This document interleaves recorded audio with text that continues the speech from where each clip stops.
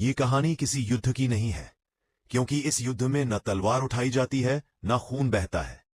फिर भी यह युद्ध सभ्यताओं को नष्ट कर देता है। आप जिस युद्ध में जी रहे हैं वह कभी घोषित नहीं हुआ, कोई सायरन नहीं बजा, कोई सेना नहीं उतरी, फिर भी यह युद्ध चल रहा है। और शायद आप पहले ही इसमें हार चुके हैं, क्योंकि यह युद्ध शरीर पर नहीं लड़ा जाता, यह युद्ध दिमाग पर लड़ा जाता है। भविष्य पुराण चेतावनी देता है, कलयुग का सबसे खतरनाक युद्ध दिखाई नहीं देगा। न तलवारें होंगी न खून बहेगा, फिर भी सभ्यताएं टूट जाएंगी। यह युद्ध सीमाओं पर नहीं लड़ा जाएगा, यह युद्ध आपके विचारों में लड़ा जाएगा।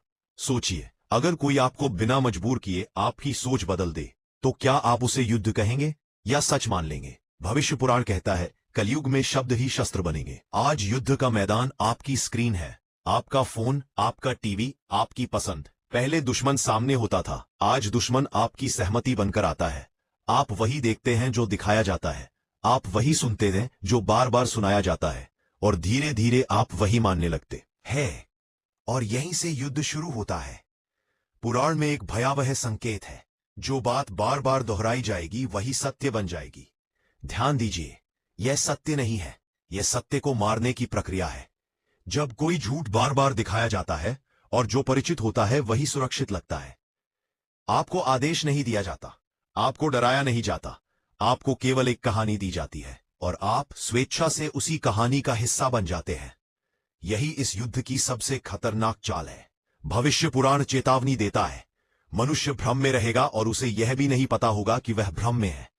यह सबसे खतरनाक स्थिति है, क्योंकि जो जानता है कि वह झूठ में है वह बाहर निकल सकता है, लेकिन जो झूठ को ही सच मान ले उसे बाहर निकालना असंभव हो जाता है। 5.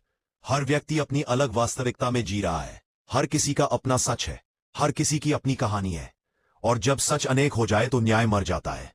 पुराण स्पष्ट कहते हैं, जो सत्य बोलेगा वही सबसे पहले दंडित होगा, क्योंकि सत्य कहानी को तोड़ देता है और कहानी सत्ता की नींव होती है। इसलिए प्रश्न पूछने वाला खतरनाक बन जाता है, संदेह करने वाला दुश्मन कहलाता है और चुप रहने वाला सुरक्षित। यह युद्ध आपसे झूठ नहीं चाहता, यह युद्ध आपसे केवल चुप्पी चाहता है। लेकिन भविष्य पुराण में आशा भी है। इस युद्ध में जीतने के लिए आपको लड़ना नहीं है, आपको केवल सोचने की अनुमति खुद को देनी है। सब दिखाई गई बात सच नहीं है, सब सुनाई गई बात तथ्य नहीं है। जिस दिन आप प्रश्न करना शुरू करते हैं, उस दिन इस युद्ध की शक्ति टूटने लगती है। यह युद्ध अभी चल रहा है, शायद आपके भीतर भी। और असली सवाल यह नहीं है कि यह युद्ध कौन लड़ रहा है, असली सवाल यह है, क्या आपके भी